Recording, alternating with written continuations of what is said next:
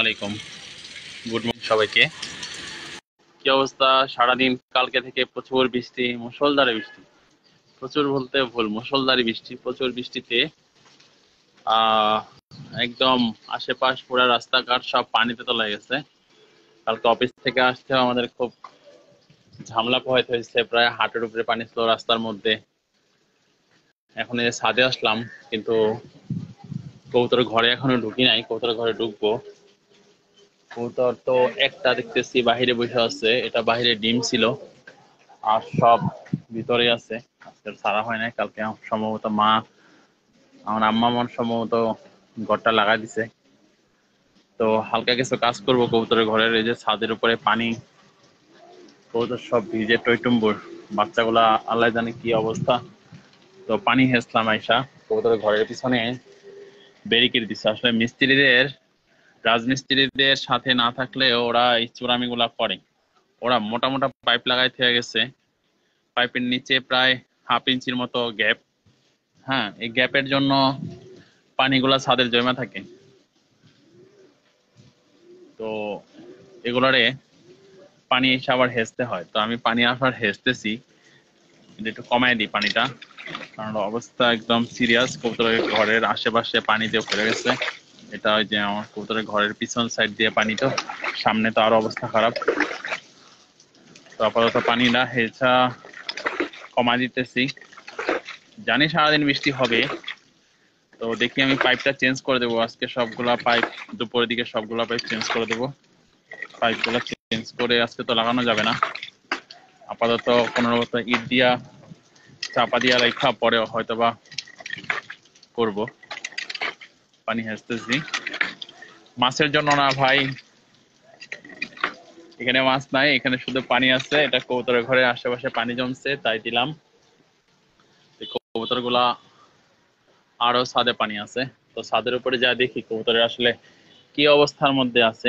ভিতরে খাবার পানি দিয়ে আজকে সব ভিতরে রাখবো, ছাড়বো না। এবার উঠি দেখি সিঁড়ি দিয়ে কি অবস্থা ছাদের। আল্লাহ, একদম ভিজে শেষ। একটা মাদি শুধু আমার বাইরে বসে আছে, যে একটা মাদি বাইরে বসে আছে, ও ভিতরে ঢুকতে পারে না, ওর বাচ্চা আছে।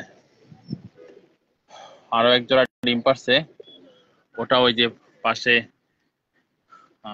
ইয়ের মধ্যে। তো সবগুলা না খায় একদম অবস্থা খারাপ। যে সবগুলার খাবার দেই আজকে বৃষ্টির মধ্যে, আর বাইরে ছাড়বো না, একদম তেরপাল দিয়ে আটকে রাখবো। আবার বিকালে একবার এসে খাবার খাবার দিয়ে যাব। একদম অবস্থা খুব শোচনীয় বৃষ্টিতে। আর গাছগুলাও ভালোই আছে, বাহ সুন্দর। আবার নতুন করে কুড়ি ছাড়তেছে। এটা হলো লাস্ট পর্যন্ত দেখলাম এগুলা ভুট্টা না, এটা বাজরা গাছ। অনেকটা ভুট্টার মতোই দেখতে, তবে বাজরা।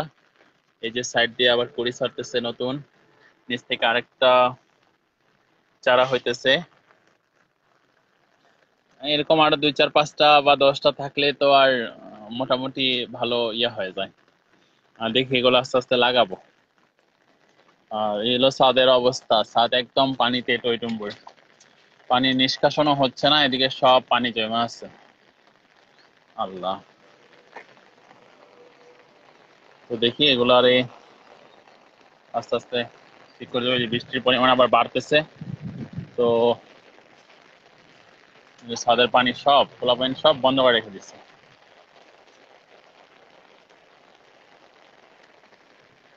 তো বৃষ্টির মধ্যে না থাকাই ভালো, যে কোনো সময় বাস করতে পারে।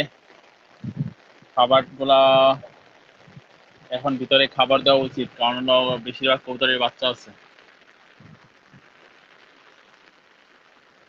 দেখি খাবার টাবার দেই।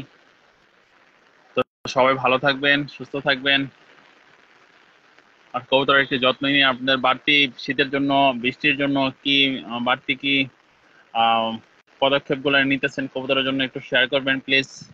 আমিও টুকটাক জানি, জানি না যে তা না, তারপরেও আপনাদের কাছ থেকে পরামর্শ নিলে হয়তো বা জিনিসটা ভালো হবে। যেহেতু 10 জনের হচ্ছে 10-এর কথায় মরাও ভালো। একটা বুদ্ধিতে না মরে। আচ্ছা, তো ভালো থাকবেন সবাই। আসসালামু আলাইকুম। সবাই দোয়া করবেন আমার কবুতরগুলোর জন্য, যাতে বৃষ্টির দিনগুলা উপেক্ষা করে ভালো রাখতে পারি কবুতরগুলোকে।